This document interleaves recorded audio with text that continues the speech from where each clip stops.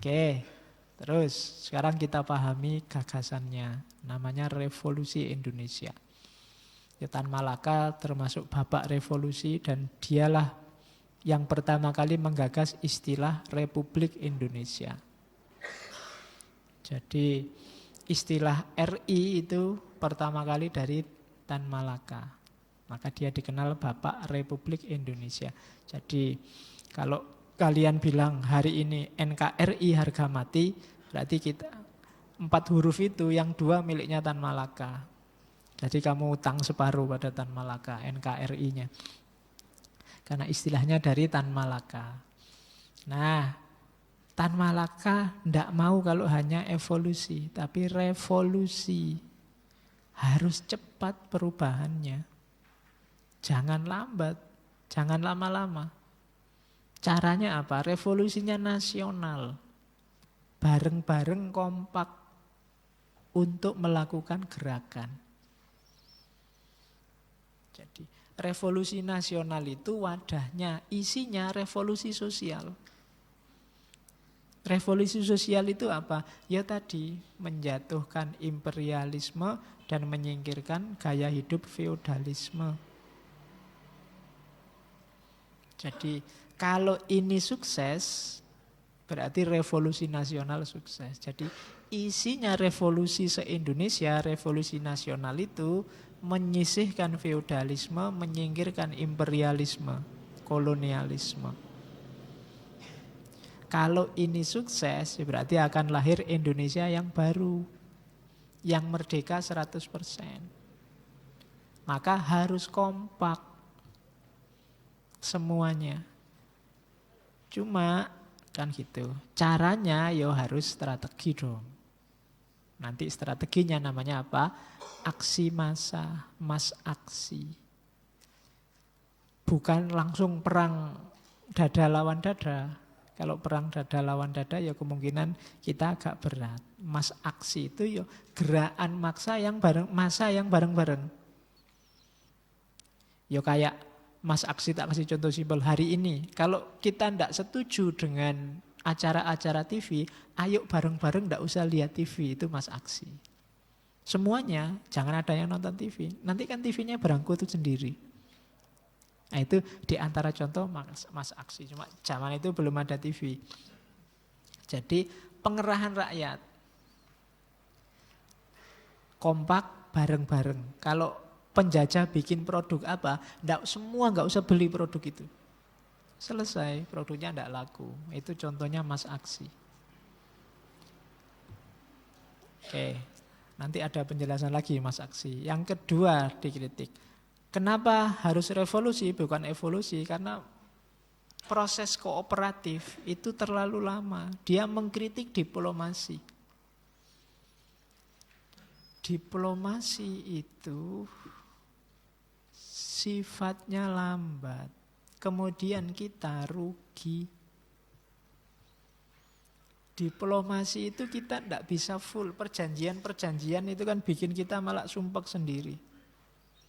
Orang yang suka diplomasi, yang bikin kita malah rugi, kalau di Tan Malaka disebut inlanders alat, jadi kaki tangannya Belanda, kita malah rugi sendiri. Nanti waktu diplomasi ada kesepakatan, oh Indonesia sampai wilayah sini ya, yang sini miliknya Belanda, kan ada itu. Di perjanjian Renville itu demarkasi batasnya, ini miliknya Belanda, ini miliknya Indonesia. Itu hasilnya diplomasi, malah menyusut. Keliru. Jangan diplomasi dong katanya Tan Malaka.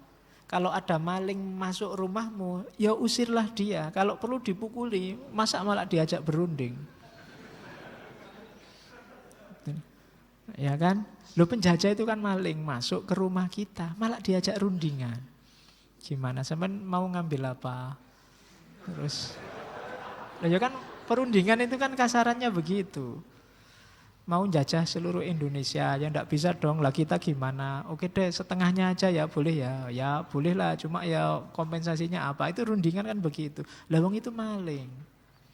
Kalau ada maling masuk rumahmu ya diusir, dipukuli sampai dia pergi bila perlu. Kok malah diajak berunding. Nah, boleh pakai kalimat ini untuk maling-maling yang hari ini ada di Indonesia. Dalam tanda petik ya. Jadi jangan diajak berunding, jangan negosiasi sama maling. Ya diusir. Biar kita ndak rugi. Maling diajak rundingan, dia datang ndak bawa apa-apa, pulang bawa banyak. Kalau rundingan kan rencananya bawa banyak, terus akhirnya cuma bawa sedikit kan itu. Tapi tetap saja itu maling. Jadi kalau ada maling masuk ke rumah, ayo kita usir. Bila perlu dipukuli kalau nggak mau pergi. Jangan diajak berunding. Ini dasar logis kritikannya Tan Malaka pada usaha-usaha diplomasi. Diplomasi itu malah merugikan kita. Perjanjian Linggarjati, perjanjian Renville, perjanjian KMP. Akhirnya kan selalu ada sisa wilayah kita yang tidak kita kuasai.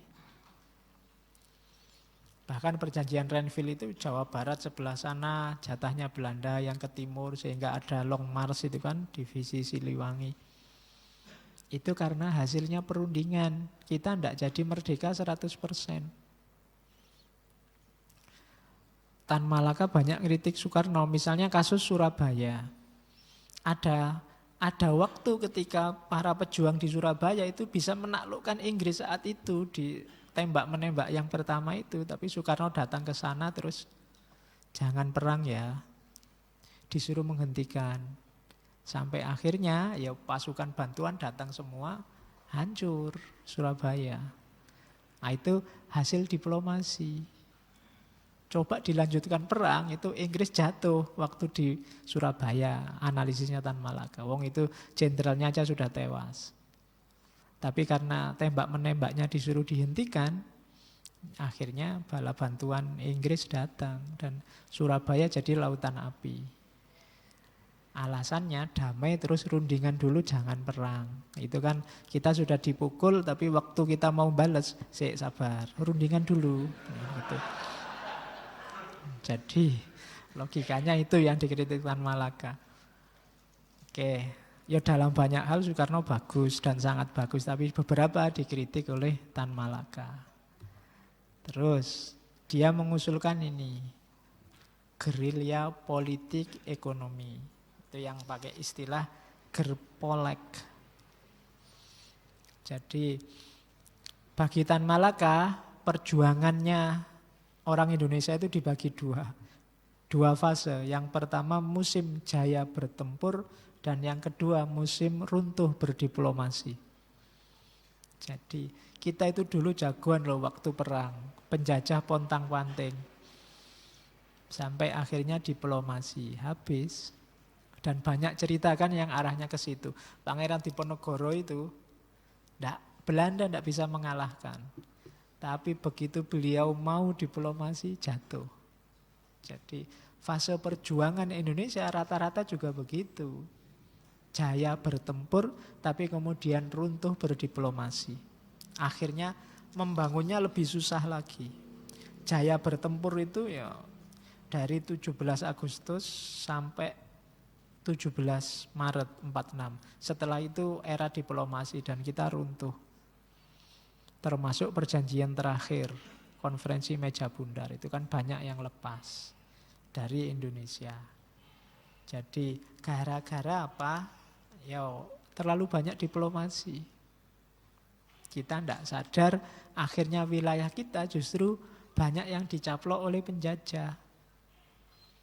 Dan akhirnya kita tidak merdeka 100%. Baik dari sisi kebebasan berekspresi maupun keluasan wilayah.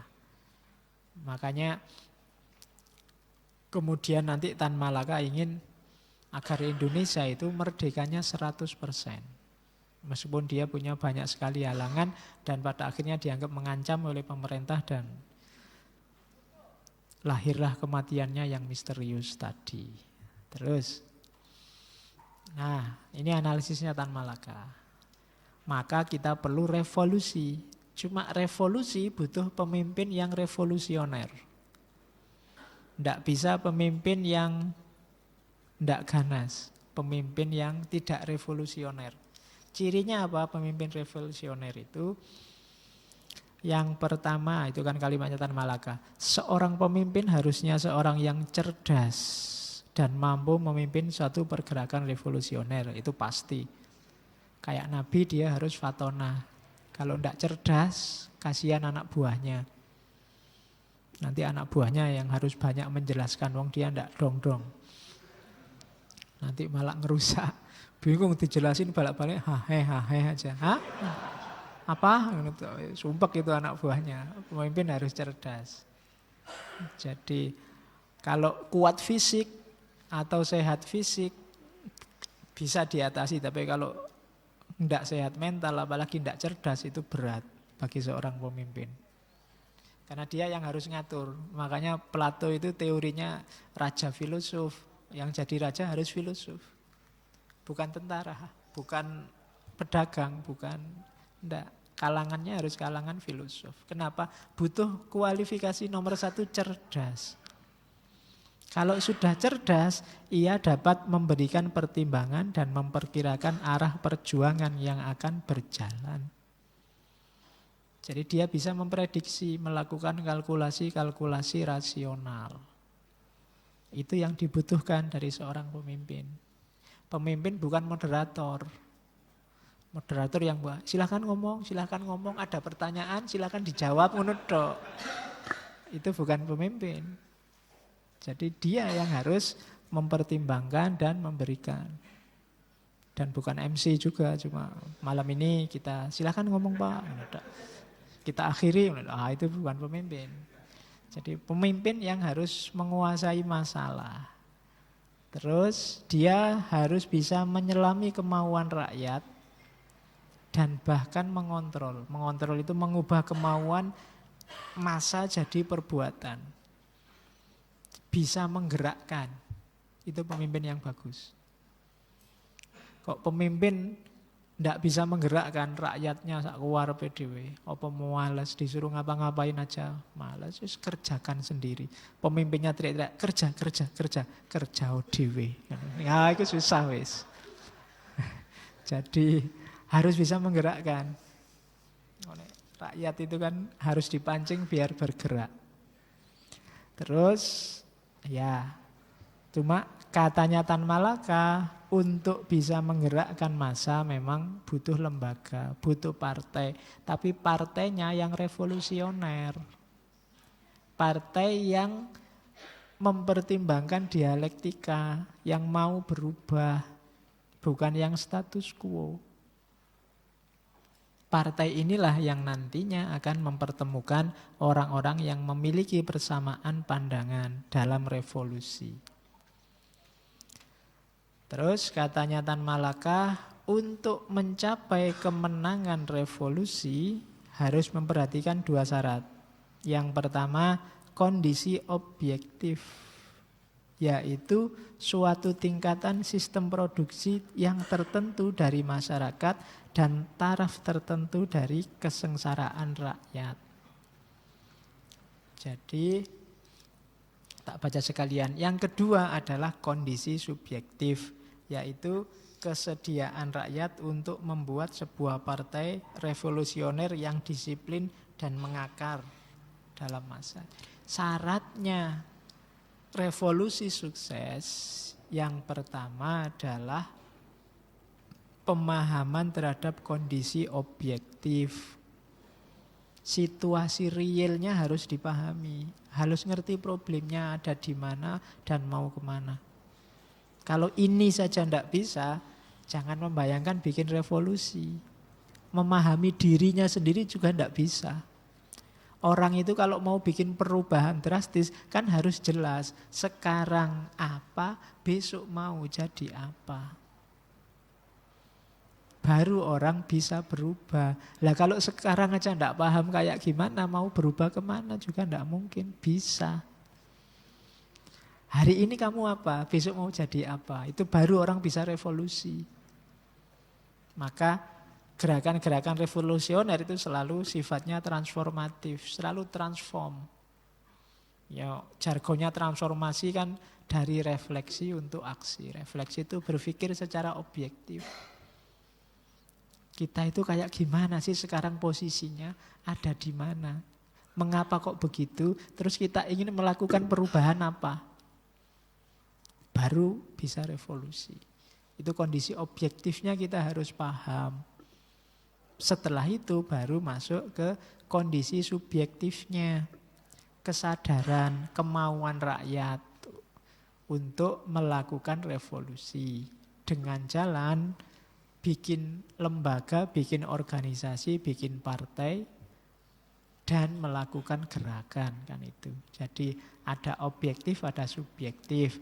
Kalau sudah sadar, saya sekarang ada di sini dan mau berubah ke sana, caranya bagaimana? Yaitu tadi, lewat kendaraan, organisasi, lembaga. Kenapa kok harus ada organisasinya, Pak? Ya kalau enggak, ya jalan sendiri-sendiri nanti. Maunya berubah ke sana nanti bisa jalan kemana-mana kalau tidak dikoordinir oleh organisasi. Maka harus ada organisasinya. Makanya ada jargon yang bilang kejahatan yang terorganisir itu lebih sukses daripada kebaikan yang sendiri-sendiri. Jadi kuncinya pada organisasinya. Kalau kita sudah ada organisasinya, kompak bareng-bareng, gerakannya lebih efektif. Dan umat Islam kan sangat diajari itu sejak awal. Sholat itu kan latihan organisasi bareng-bareng. Apa ndak bisa sholat sendiri-sendiri? Sangat bisa, bahkan lebih cepat. Ya, tapi kan ndak jelas tujuannya. Yang jelas bareng-bareng. Latihan berorganisasi. Karena memang revolusi itu ndak mungkin sendiri-sendiri. Harus bareng-bareng, maka butuh organisasi. Oke, jadi butuh pemimpin yang cerdas, yang bisa membaca realitas, yang bisa memahamkan tentang kondisi objektif, dan yang bisa menjalankan organisasi yang bisa menggerakkan massa. Itu syaratnya revolusi. Dan jangan salah, Tan Malaka meskipun dia bikin Partai Murba, dia tidak memposisikan diri jadi ketuanya. Katanya Hari Puse, Tan Malaka itu tidak betah dengan urusan jadi ketua, jadi yang kesuwen. Kalau rapat itu dia tidak bakat, mungkin tidak suka diplomasi itu, tapi dia suka gerakannya. Makanya dia tidak memposisikan diri jadi ketua, meskipun bikin Partai Murba. Oke, terus, nah itu yang disebut aksi massa, mass action. Jadi nanti ada bukunya, silakan dicari. Jadi massa yang sudah tersusun, punya semangat revolusioner, kemudian bergerak. Itulah mass action. Ya, untuk konteks Indonesia terdiri dari para buruh, petani, masyarakat miskin, rakyat jelata. Diakui atau tidak, itu jumlahnya paling besar. Kalau yang elit-elit, yang bangsawan-bangsawan kan sedikit. Jadi mass action itu sukses kalau bisa merangkul mereka, memahamkan mereka. Kalau yang pinter-pinter kan cepat. Kesadaran revolusionernya bangkit. Tapi mereka-mereka ini yang harus disadarkan untuk melakukan mass action. Jadi gambarannya Tan Malaka, aksi massa itu kayak gimana sih? Misalnya pemogokan dan pemboikotan secara terorganisir. Harus kompak loh ya. Nanti di sini ya, di sana enggak. Mari kita boikot produk-produk. Nah, nanti di sana enggak. Itu enggak kompak namanya. Jadi harus kompak, memboikot, terkoordinasi. Aksi pemogokan sangat besar pengaruhnya terhadap roda perekonomian dan politik Belanda. Jadi aksi massa juga bisa semacam demonstrasi politik. Kemudian tekanan-tekanan kepada pihak imperialis. Dan ini lebih efektif daripada putsch. Putsch itu pemberontakan yang tidak terkoordinir. Jadi pemberontakan per wilayah, pemberontakan per kelompok itu tidak akan sukses. Harus nasional skalanya dan dilakukan secara kompak dan strategis. Butuh pemimpin yang cerdas dan bisa menggerakkan. Mungkin itu yang bikin Tan Malaka tidak terlalu mempersoalkan Soekarno yang jadi presiden, meskipun di beberapa kebijakan dia tidak setuju. Soekarno termasuk pemimpin yang bisa menggerakkan massa. Bahkan nanti di pidatonya Soekarno yang sangat terkenal di lapangan Ikada itu nanti kelihatannya Tan Malaka ikut mendampingi. Katanya Hari Busu nanti di situ ada fotonya orang yang tubuhnya agak kecil pakai topi kayak Belanda itu sebenarnya itu Tan Malaka. Ya, nanti kamu lihat sendiri fotonya. Syukur-syukur kamu bisa selfie. Sekarang kan di mana-mana orang sedang senang selfie. Oke, jadi revolusi yang kompak mewujudkan cita-cita nasional, itulah revolusi nasional. Isinya adalah revolusi sosial. Revolusi sosial itu menyingkirkan imperialisme dan feudalisme. Kenapa harus disingkirkan? Karena mereka menindas. Kan itu. Jalannya lewat strateginya namanya aksi massa. Itulah yang dirancang oleh Tan Malaka. Nah, ini program-program ekonominya. Jadi partai murbanya Tan Malaka itu menggagas ini loh. Kalau tadi kan sudah ya, kalau sekarang sudah sukses revolusinya, ayo merancang program. Dia ada program ekonomi, politik, militer. Kita lihat yang program ekonominya itu bisa dilihat di buku Menuju Republik Indonesia. Yang pertama, menasionalisasi pabrik tambang yang ada. Menasionalisasi itu yang semula bukan miliknya negara, mungkin miliknya penjajah, mungkin miliknya swasta, dinasionalkan. Ini kan prinsip sosialisme. Sumber daya yang dibutuhkan orang banyak tidak boleh dimiliki oleh individu. Harus negara yang menguasai. Nasionalisasi. Nah, jangan kebalikannya. Yang sudah miliknya negara malah dijual ke yang lain. Nah itu bunuh diri namanya. Tidak boleh begitu, harus nasionalisasi. Yang kok ini kelihatannya semua orang butuh itu ya. Ya berarti negara yang harus menguasai. Karena kalau enggak, dampaknya akan sangat menguatkan yang menguasai yang individual tadi dan menyengsarakan yang lain. Maka harus negara, maka ada nasionalisasi. Termasuk nasionalisasi hutan-hutan dan perusahaan-perusahaan. Jangan malah hutannya dijual kepemilikannya. Harus negara yang menguasai. Karena kalau enggak, ya nanti tetap rakyat akan susah. Terus nasionalisasi perusahaan lalu lintas dan angkutan umum. Nasionalisasi bank-bank, perusahaan perseorangan dan maskapai-maskapai perniagaan yang besar. Jadi yang dibutuhkan orang banyak harus dikuasai negara. Tidak boleh dikuasai perseorangan. Terus bikin industri-industri baru dengan bantuan negara. Kalau hari ini mungkin namanya BUMN. Terus bikin koperasi-koperasi rakyat dengan bantuan kredit yang murah oleh negara. Lembaga koperasi ini lembaga ideal.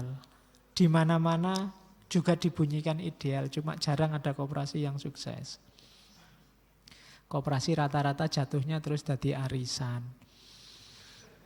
Ya, susah bikin lembaga. Yang sukses itu kan perusahaan-perusahaan swasta itu. Lembaga sejenis koperasi itu biasanya berat. Ya mungkin jiwanya yang tidak cocok. Orang yang kapitalis diajak koperasi ya mungkin berat. Jiwanya yang lebih sosialis, lebih mudah. Terus memberikan bantuan hewan itu maksudnya bantuan berupa hewan, bukan bantuan kepada hewan. Dan alat-alat kerja untuk tani. Ya kan? Ya harus mikir loh negara itu kita memberikan apa pada para petani, kita memberikan apa pada para nelayan, kita memberikan apa pada guru, kita memberikan apa, harus ada itunya. Karena mereka yang menguasai sumber daya utama. Transmigrasi ini yang diusulkan oleh Tan Malaka yang dijalankan sangat serius oleh Orde Baru. Saya tidak tahu sekarang masih serius berjalan apa enggak. Terus pembagian lahan produktif kepada petani yang tidak punya lahan. Nah ini kita menyebutnya hari ini land reform. sering jadi sumber konflik. Dan di antara sumber konflik PKI dan NANU itu pembagian tanah ini. Karena kalau orang sudah terlanjur tanahnya banyak, apa ya mau dia tanahnya diminta dibagi-bagi. Ya itu terus jadi konflik. Dan biasanya kelompok feodal ini kan punya pasukan, punya pengaruh sendiri. Itu nanti yang melahirkan konflik. Meskipun memang cita-cita sosialisme tidak boleh orang bisa mengoleksi tanah seluas-luasnya.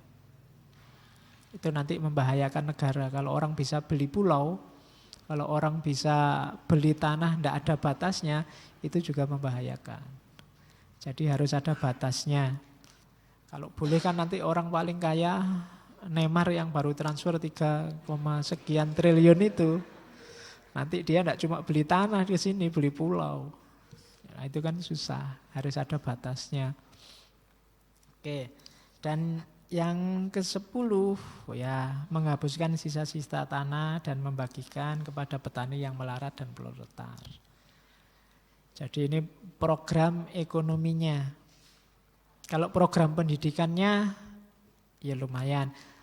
Jadi dia punya istilah 3 minimum program. Hari ini kelihatannya sudah dijalankan meskipun secara tidak langsung. Yang pertama wajib belajar gratis sampai umur 17. Dan bahasa Indonesia sebagai pengantarnya, bahasa Inggris sebagai bahasa pendampingnya yang utama. Kalau ini dijalankan sejak Tan Malaka mungkin hari ini kita enggak fobia sama bahasa Inggris. Iya. Pokoknya kita hari ini kan kalau sama ada bule kan agak minder, alasannya enggak bisa ngomong. Padahal ngomong ya tinggal ngomong aja. Cuma kita agak gimana karena alasan bahasa. Kalau Tan Malaka pokoknya 17 itu hitungan saya sampai SMA lah. SD, SMP, SMA gratis. Dan bahasa Indonesia dan bahasa Inggris. Ini sudah jalan sampai hari ini. Hari ini kan SD, SMP, SMA gratis. Tidak bayar kecuali tarian-tarian tertentu. Ya, oleh sekolah masif-masif. Oke. Terus menghapuskan sistem pelajaran lama, menyusun kurikulum baru berdasarkan kepentingan Indonesia. Jadi pokoknya bikin kurikulum itu dasarnya bukan tren, bukan yang sekarang banyak diajari di mana-mana termasuk secara internasional, tapi yang dibutuhkan Indonesia apa. Jangan menyusun kurikulum yang tidak nyambung sama Indonesia. Kita hari ini kan selalu lihat di internasional, kita bertanding secara internasional. Sehingga sering melupakan kekhasan Indonesia apa.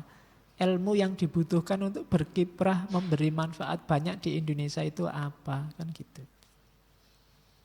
Belajar Islam itu mungkin ya, kan banyak isu-isu internasional. Tapi sebelum ke sana ya isu-isu Indonesia harus paham. Orang Indonesia itu kajian Islamnya sampai level apa dan kita masuknya harus lewat mana, kan harus itu. Kalau orang kampung kita kasih isu-isu kampus hari ini tentang Islam, puyeng mesti mereka. Ngomong tentang islamisasi ilmu, ngomong tentang otoritarianisme, orang kampung toleh-toleh dok itu. Ngomong apa itu? Nah, ya. Bahkan kalau di kampung lebih berguna yang bisa khutbah Jumat daripada yang bisa ngaji filsafat. Itu dijamin. Ya syukur-syukur kamu bisa ngaji filsafat, ya iso khutbah Jumat. Syukur-syukur bisa adzan. Itu kan kebutuhan praktis-praktis gitu ya harus dikuasai. Ya bukan berarti yang internasional jangan, tapi itu harus bisa baru mencerdaskan masyarakat. Nah kita kan dibayari oleh negara mahal-mahal, hasilnya cuma membingungkan rakyat kalau tidak begitu. Begitu pulang masyarakat bingung, kamu ngomong apa iki? Anaknya habis kuliah ngomongnya jadi kayak gini. Jadi tidak karu-karuan. Istilahnya sudah beda lagi. Tenang aja Pak, eksistensi kita tidak akan terganggu oleh. Iya. Lihat TV, itu kelompok radikal Pak. Itu Islam. Bapakmu ya bingung ngomong apa.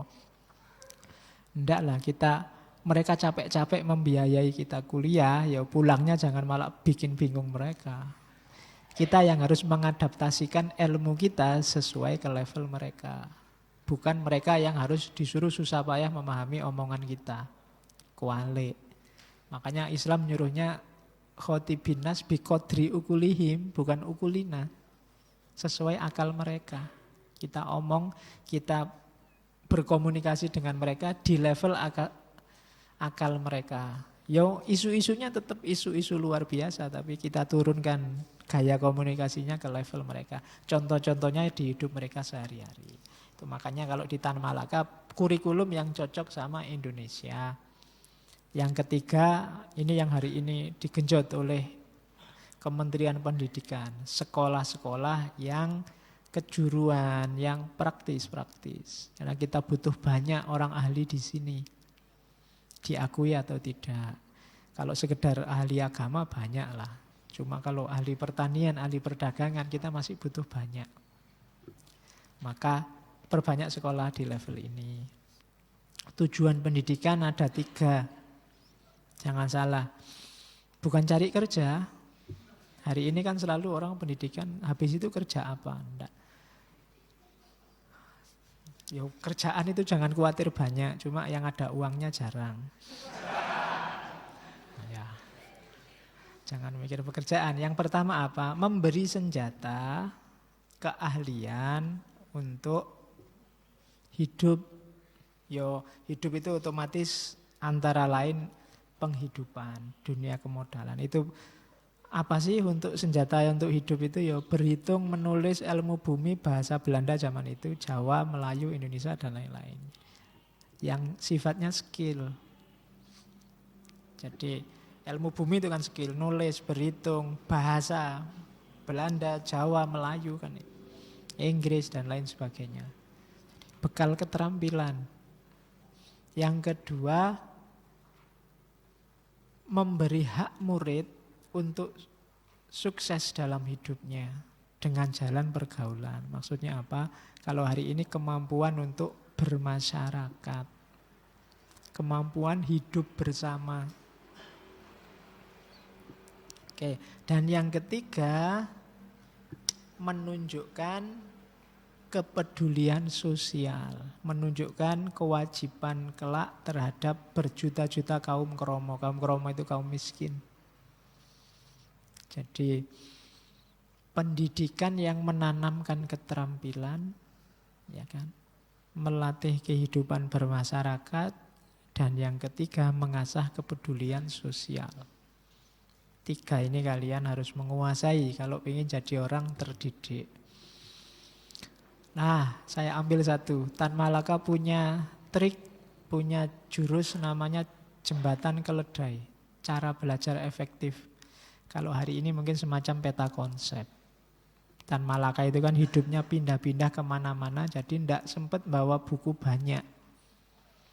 Meskipun nanti ketika dia tewas di Kediri, itu peninggalannya sebenarnya bukunya banyak.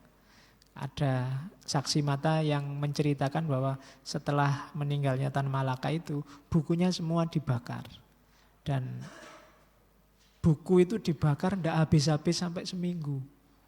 Bisa dibayangkan ya banyaknya bukunya. Ya pantas dia tidak sempat nikah. Moco buku terus.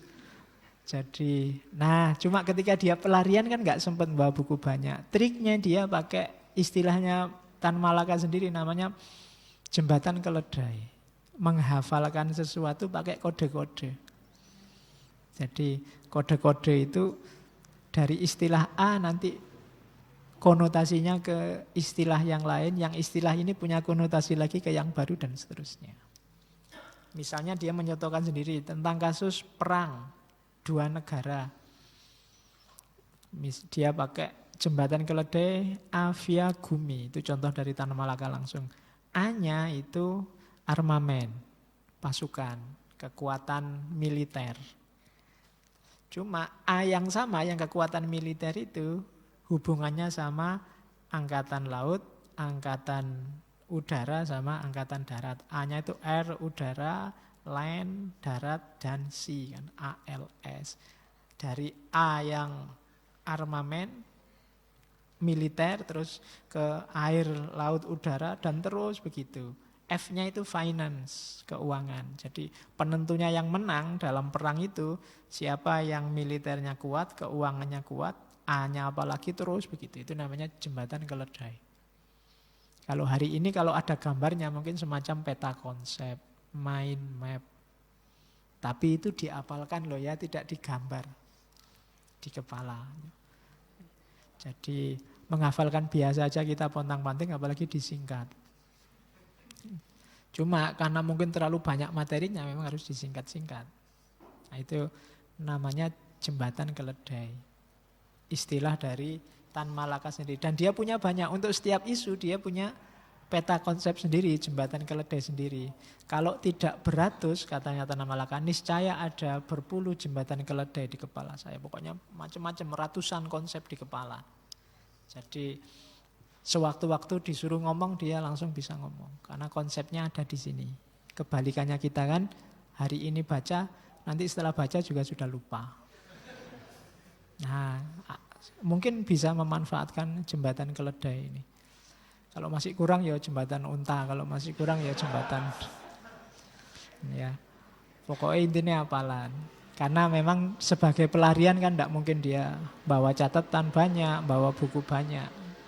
Nanti malah cepat ketahuan. Maka satu-satunya jalan itu menghafalkan.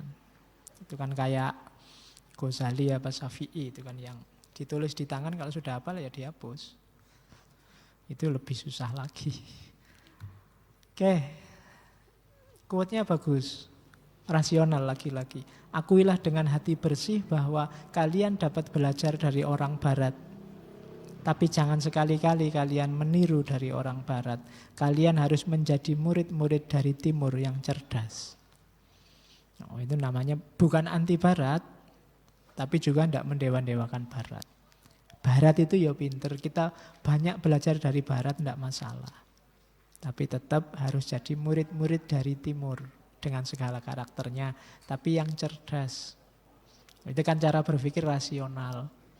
Jadi tidak kok barat mesti jelek atau barat itu luar biasa, ya enggak. Apa-apa itu ada jeleknya, ada bagusnya.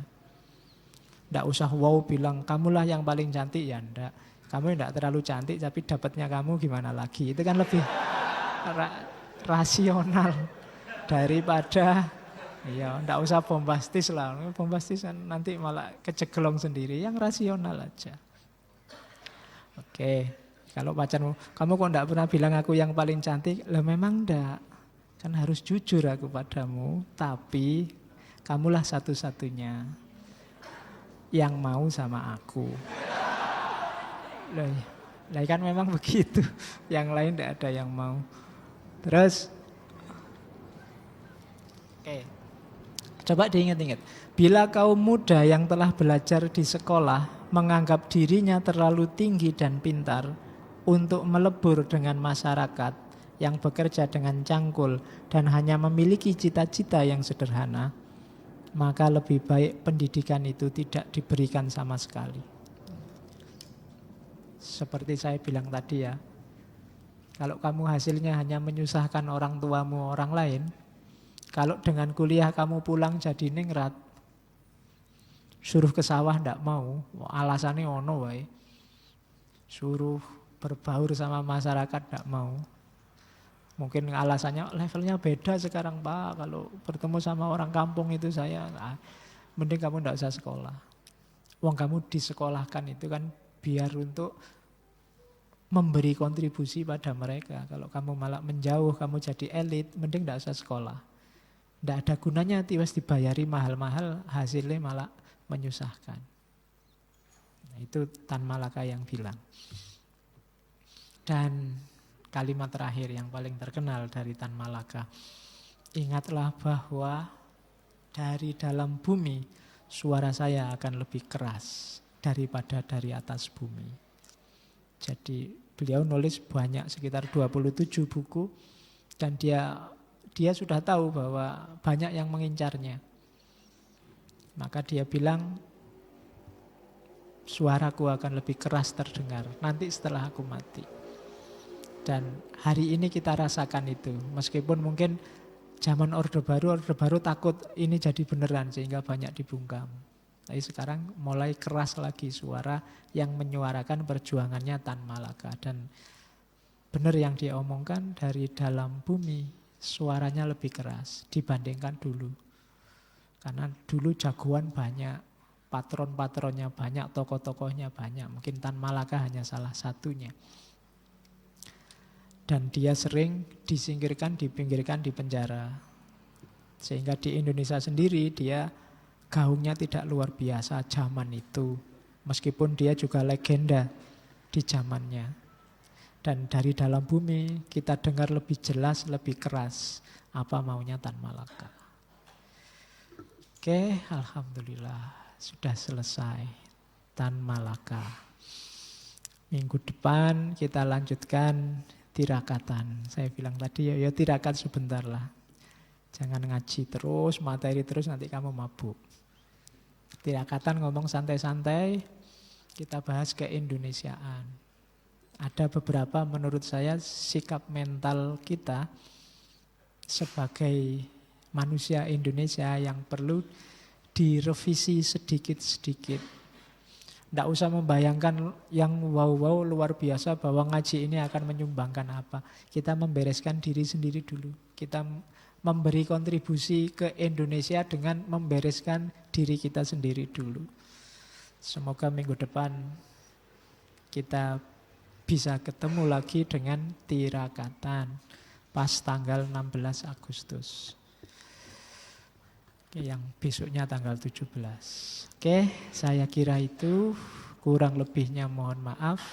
Wallahul muwafiq, wallahu a'lam bissawab. Wassalamualaikum warahmatullahi wabarakatuh.